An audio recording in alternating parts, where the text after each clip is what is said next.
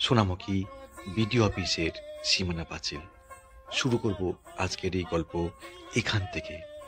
গোটা পাঁচিল জুড়ে সোনামুখীর দুর্দান্ত ভাবনায় শহরের সৌন্দর্যায়নের অসাধারণ কর্মকাণ্ড করে দেখিয়েছেন বিডিও সোনামুখী মাননীয়া প্রিয়াঙ্কা হাটিক ম্যাডাম, আর সহযোগিতায় যারা ছিলেন